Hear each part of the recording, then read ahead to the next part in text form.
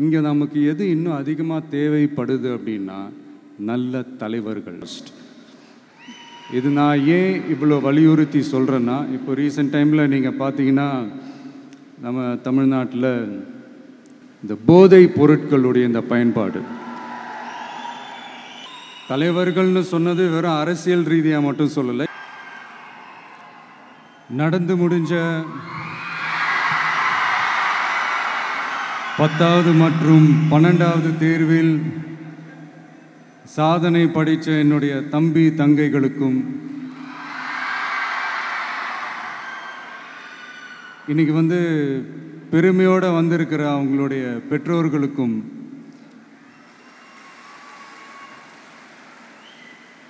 இந்த ஃபங்க்ஷன் இவ்வளோ சிறப்பாக நடக்க காரணமாக இருக்கிற என்னுடைய பொதுச் செயலாளர் மிஸ்டர் ஆனந்த் அவர்களுக்கும், மிஸ்டர் ராஜேந்திரன் அவர்களுக்கும், தமிழக வெற்றி கழகத்தினுடைய தோழர்களுக்கும்,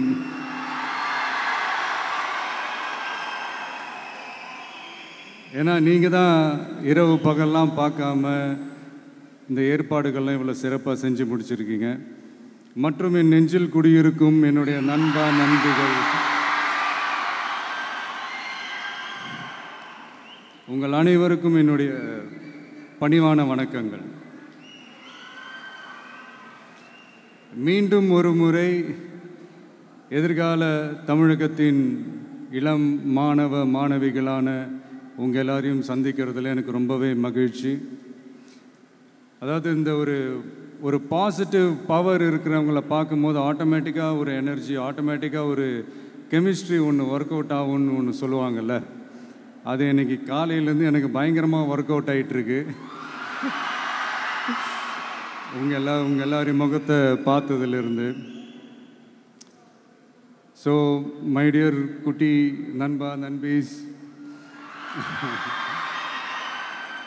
இந்த மாதிரி ஃபங்க்ஷனில் சின்னதாக 2 நல்ல விஷயம் சொல்கிறத தாண்டி வேறு என்ன சொல்கிறதுன்னு எனக்கு தெரியல.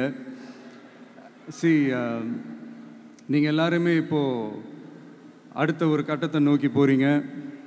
உங்கள் கெரியரை சூஸ் பண்ணக்கூடிய அந்த கட்டத்தை நோக்கி போகிறீங்க. உங்களில் சில பேருக்கு ஒரு கிளியர் பிக்சர் மைண்டில் இருக்கும். அதாவது லைஃப்பில் என்னவா ஆக போகிறோம், ஒரு டாக்டர், இன்ஜினியர், ஒரு பைலட் அப்படின்னு ஒரு கிளியர் பிக்சர் ஒன்று இருக்கும். அதில் ஒரு சில பேருக்கு அந்த ஒரு டிசிஷன் மேக்கிங்கில் சின்னதாக ஒரு தொய்வு ஏற்படலாம், சின்னதாக ஒரு கன்ஃபியூஷன் ஏற்படலாம். அவங்க எல்லாருக்குமே நான் சொல்லிக்கிறது என்னென்னா, எல்லா துறையுமே நல்ல துறை தாங்க. நீங்கள் எதை தேர்ந்தெடுக்கிறீங்களோ அதில் உங்களுடைய முழு ஈடுபாட்டோட உங்களுடைய 100% உழைப்பை போட்டிங்கன்னா அது யாராக இருந்தாலுமே வெற்றி நிச்சயம்தான். அதனால் உங்களுக்கு பிடிச்ச துறையை நீங்கள் தேர்ந்தெடுங்க. அதில் இருக்கிற ஆப்ஷன்ஸ் எல்லாம் ஃபஸ்ட்டு தெரிஞ்சுக்கோங்க. உங்கள் பேரண்ட்ஸ் கிட்ட டிஸ்கஸ் பண்ணுங்கள், உங்கள் ஸ்கூல் டீச்சர்ஸ் கிட்ட டிஸ்கஸ் பண்ணுங்கள். இந்த கெரியர் கைடன்ஸ் கொடுக்கறதுக்கெல்லாம் நிறைய பேர் இருக்காங்க, இந்த கெரியர் கவுன்சிலிங் கொடுக்கறதுக்கெல்லாம் நிறைய பேர் இருக்காங்க.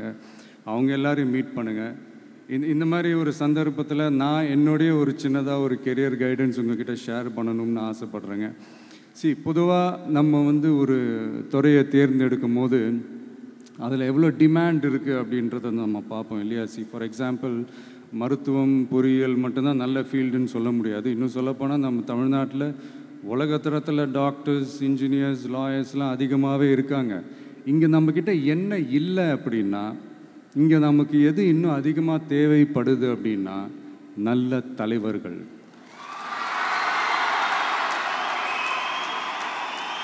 நான் தலைவர்கள்னு சொன்னது வெறும் அரசியல் ரீதியாக மட்டும் சொல்லலை. இப்போ நீங்கள் ஒரு துறைக்கு போகிறீங்க, அதில் நீங்கள் சிறந்து விளங்குனீங்கன்னா அந்த ஒரு தலைமை இடத்துக்கு உங்களால் ஈஸியாக வர முடியும். அதைத்தான் நான் சொன்னேன், இன்னும் நமக்கு நிறையா தலைவர்கள் தேவைப்படுறாங்க அப்படின்ட்டு. அது மட்டும் இல்லை, ஃப்யூச்சரில் அரசியலும் ஏன் ஒரு கெரியர் ஆப்ஷனாக வரக்கூடாது, அப்படி வரணுன்றது என்னுடைய விருப்பம். நல்லா படித்தவங்க அரசியலுக்கு வரணுமா வேண்டாமா? உங்களை தான் கேட்குறேன். நல்லா படித்தவங்க அரசியலுக்கு வரணுமா வேண்டாமா? நல்லா படித்தவங்க தலைவர்களாக வரணுமா வேண்டாமா? ஓகே, உங்கள் ஆர்வம் எனக்கு புரியுது. பட் இப்போதைக்கு படிங்க, மீதி எல்லாம் அப்புறம் பார்த்துக்கலாம்.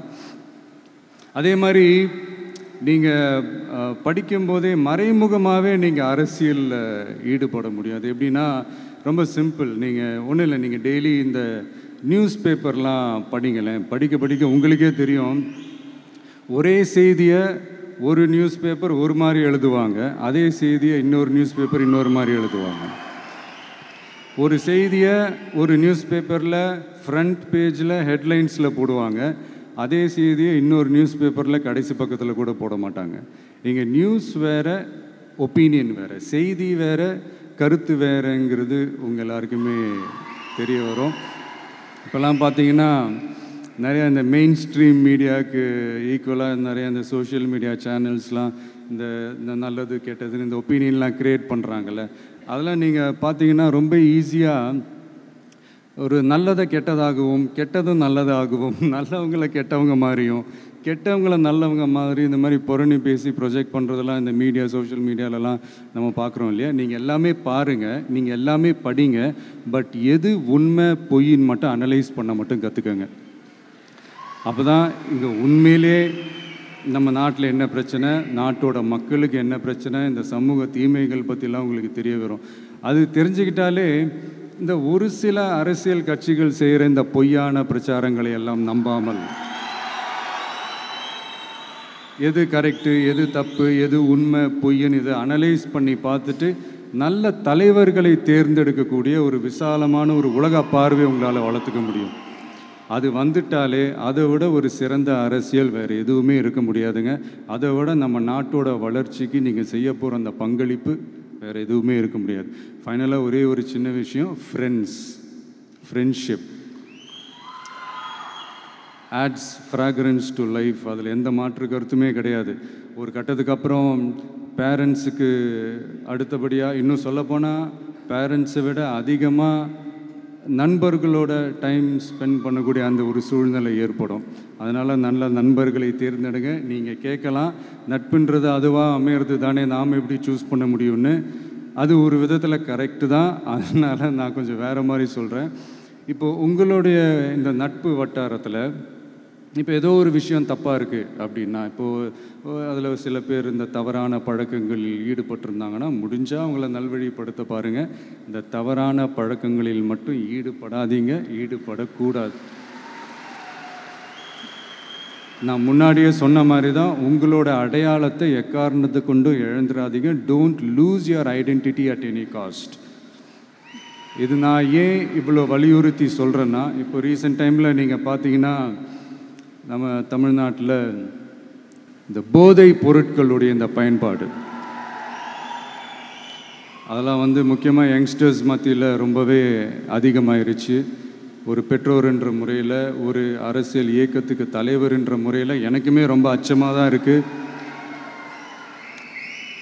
சொல்லலாம், இப்போ இந்த போதை பொருட்கள்லாம் இதெல்லாம் கண்ட்ரோல் பண்ணுறது அரசோட கடமை, இதெல்லாம் யங்ஸ்டர்ஸை இதிலேருந்து காப்பாற்றுறதெல்லாம் அரசுங்களோட கடமை. இப்போ ஆளும் அரசு அதெல்லாம் தவற விட்டுட்டாங்க அப்படின்றத பற்றிலாம் நான் இங்கே பேச வரல. அதுக்கான மேடையும் இது இல்லை. நான் என்ன சொல்ல வரேன்னா, சில நேரத்தில் அரசாங்கத்தை விட நம்ம லைஃப்பை நம்ம தான் பார்த்துக்கணும், நம்மளுடைய சேஃப்டியை நம்ம தான் பார்த்துக்கணும். ஸோ உங்களுடைய செல்ஃப் கண்ட்ரோல், உங்களுடைய செல்ஃப் டிசிப்ளின் அதை மட்டுமே வளர்த்துக்கோங்க. Say no to temporary pleasures, say no to drugs.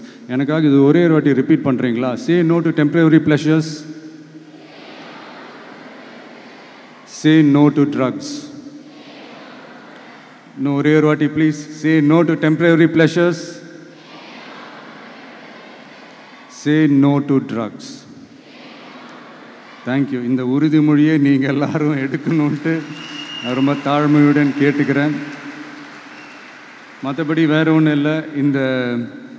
இந்த தேர்வில் தேர்ச்சி பெற முடியாதவங்க, நினச்ச மாதிரி மார்க்ஸ் எடுக்க முடியாதவங்க ஒன்றும் லைஃப்பில் எதுவும் டிஸப்பாயிண்ட் ஆகாதீங்க. வெற்றி தோல்வி ரெண்டுமே ஈக்குவலாக பேலன்ஸ் பண்ணி போக கற்றுக்கிட்டாலே போதும். தோல்வி நம்மக்கிட்ட வர்றதுக்கே பயப்படும். Success is never ending, failure is never final. So இதை மட்டும் புரிஞ்சுக்கோங்க. நான் 3ஆம் தேதி மீட் பண்ண போகிற அந்த செட் ஆஃப் ஸ்டூடெண்ட்ஸ் அண்ட் பேரண்ட்ஸுக்கும் சேர்த்து தான் இன்றைக்கி வந்து நான் பேசுகிறேன். ஏன்னா மறுபடியும் இந்த மாதிரி அட்வைஸ் பண்ணி அவங்கள நான் போர் அடிக்க விரும்பலை. ஏன்னா ஜென்ரலாகவே தெரியும் அட்வைஸ் பண்ணவங்க எல்லாருக்கும் பிடிக்காதுன்னு. ஏன்னா நானும் அப்படி தான். அதனால் ஸோ அன்றைக்கி வந்து டைரெக்டாக நம்ம வந்து ஸ்டூடெண்ட்ஸை கௌரவிக்கிற அந்த நிகழ்ச்சிக்கு நம்ம போயிடலாம். So thank you. மீண்டும் சந்திக்கும் வரை நன்றி, வணக்கம்.